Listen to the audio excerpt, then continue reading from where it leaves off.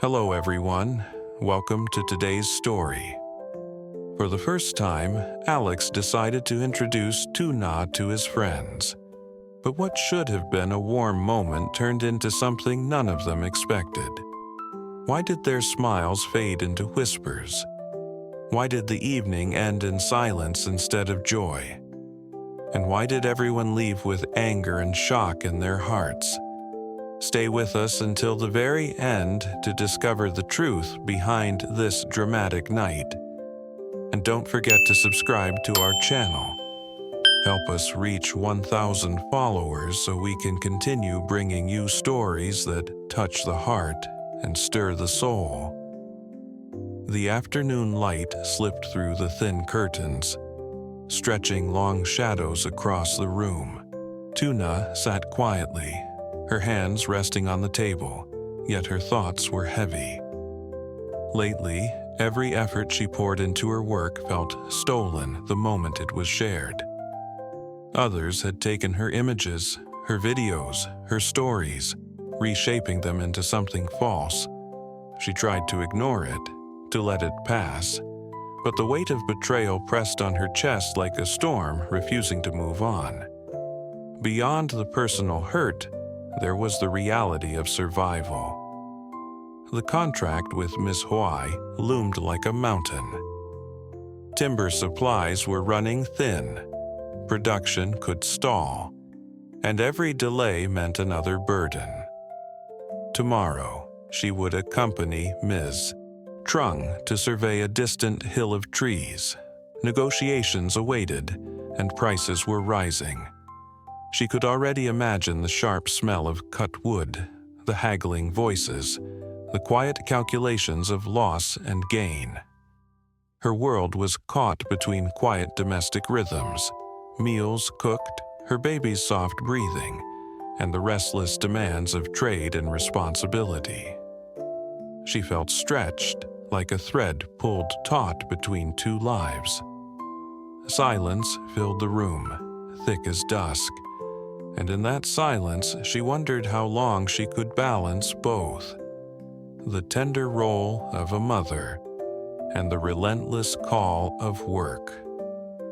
The storm outside seemed to mirror the storm within, both promising rain, both promising release.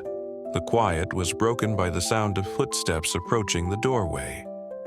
Johnny's voice carried in, warm and familiar, calling Lytuna's name. She rose quickly, a faint smile easing the heaviness on her face. He had brought a small gift, nothing extravagant, just a token for the baby, but his presence itself was a comfort.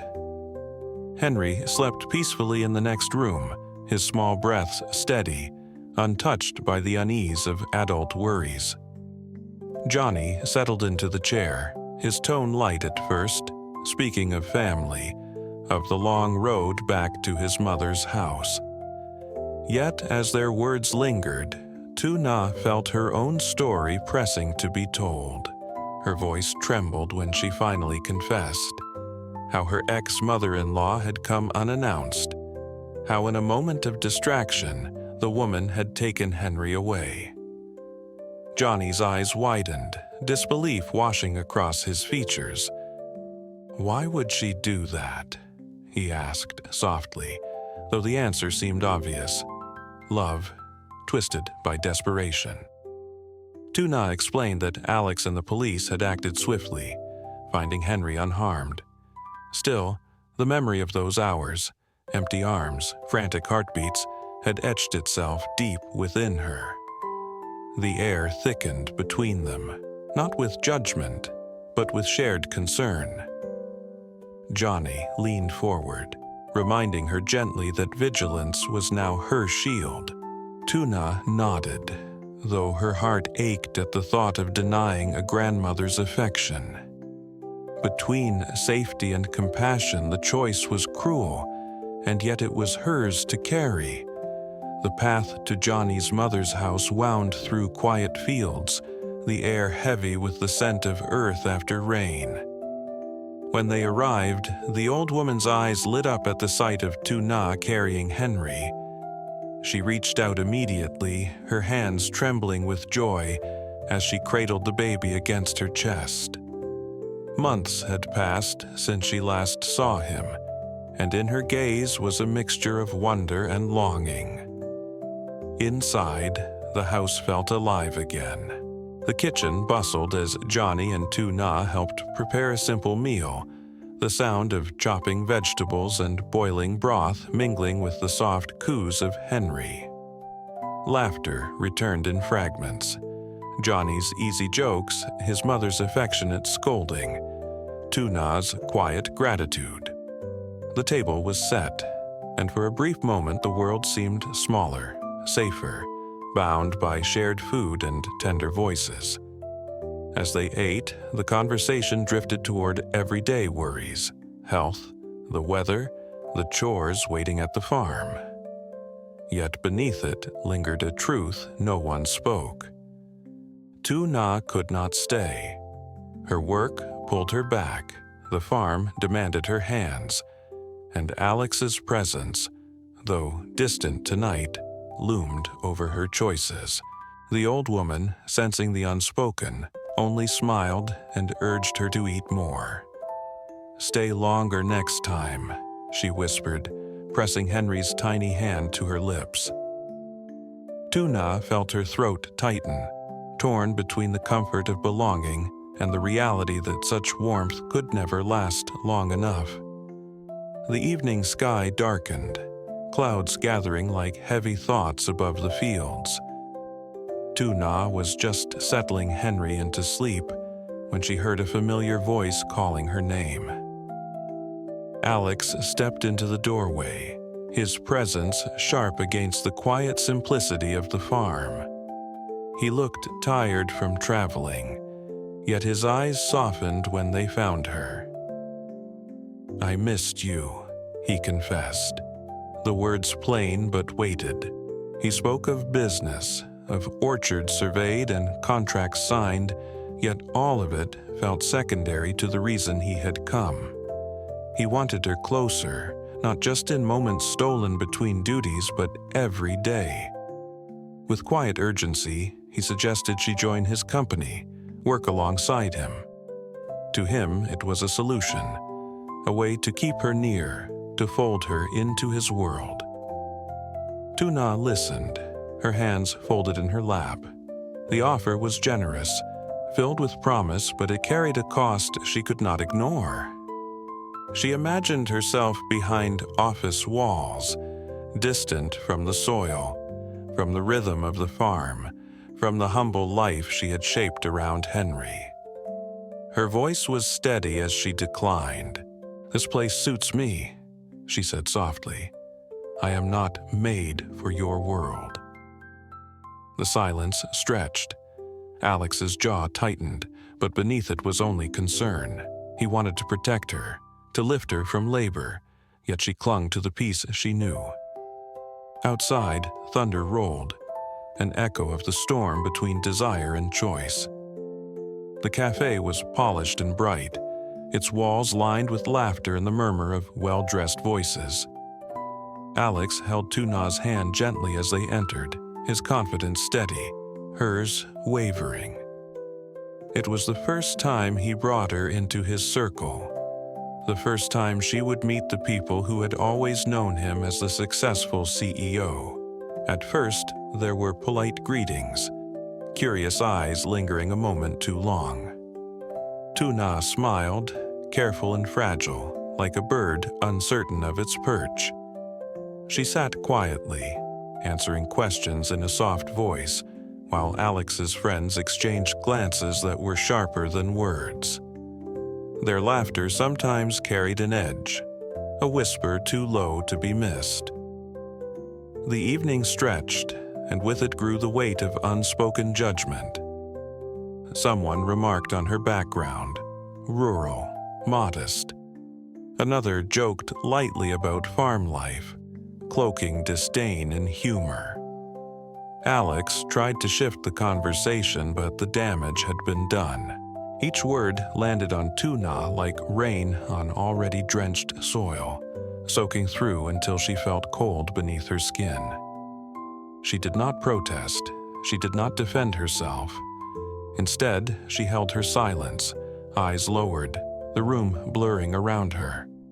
When the gathering ended, her smile was faint, almost invisible, and her heart ached with the quiet cruelty of it all. Outside, Alex squeezed her hand, but she pulled it back gently. The night was heavy, filled not with argument, but with the weight of what had been revealed. Love could not shield her from judgment. The drive back was quiet, the hum of the engine filling the space where words should have been. Lytuna sat with her gaze fixed on the dark horizon, the city lights receding behind them. Her hands rested gently on her lap, yet inside, the weight of the evening pressed hard. The laughter, the whispers, the cutting remarks, each returned like echoes she could not silence. Beside her, Alex tightened his grip on the steering wheel. He had seen the way his friends looked at her, the careless words that slipped into cruelty. It burned him with shame, not for her, but for the circle he had trusted. He wanted to apologize, to promise her it would never happen again, but the words caught in his throat. Lytuna finally spoke, her voice low, steady as rain. "I don't belong in their world." It wasn't accusation, only truth. Alex glanced at her, his chest heavy with conflict. He wanted to argue, to tell her she belonged anywhere he was, but he could not deny what had just unfolded before them.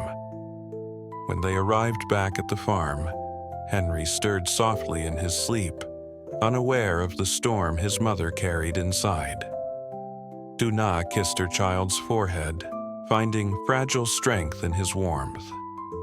Alex stood by the door, his silhouette outlined by the dim light, torn between his love and the painful realization that love alone could not silence judgment. In the silence, both knew their path forward would not be simple. Morning returned with the soft cries of roosters and the smell of damp soil after the night's rain. Lytuna moved quietly through the house, tending to Henry as he stirred awake. The rhythm of her life reassembled itself piece by piece. Boiling water, sweeping the floor, checking the small garden outside. Each gesture was simple, yet within it was a quiet defiance, the choice to remain anchored in a world that still made sense to her. Alex, meanwhile, immersed himself in meetings and contracts, yet his thoughts wandered.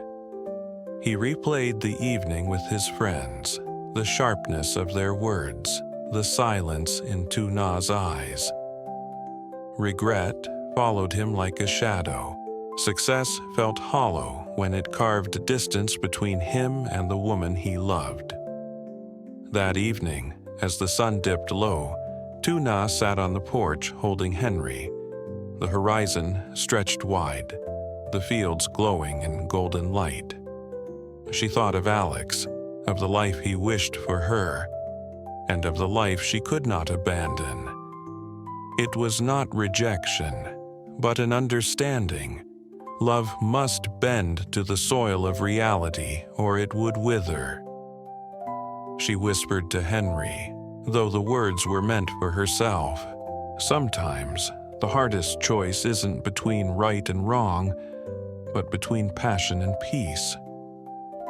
The baby cooed softly, untroubled, as if to remind her that tomorrow would still come, and with it, another chance to endure. Another chance to love in her own way. Tử Na luôn nỗ lực làm việc dù phải đối diện với áp lực công việc, những kẻ lợi dụng hình ảnh của cô để lừa dối trong lúc trong kênh Johnny đưa đến thăm, đưa mẹ con Tử Na về gặp mẹ anh. Bữa cơm sum họp giản dị nhưng ấm áp khiến Tử Na thấy mình được yêu thương. Alex sau đó xuất hiện mong muốn Tử Na về làm việc tại công ty để gần gũi, nhưng cô từ chối, chọn cuộc sống bình yên ở nông trại. Đỉnh điểm khi Alex lần đầu đưa Tử Na ra mắt bạn bè, những hình ảnh khinh miệt, lời xì xào khiến không khí nặng nề. Tử Na lặng im chịu đựng, để lại cái kết cũng phẫn nộ và xót xa.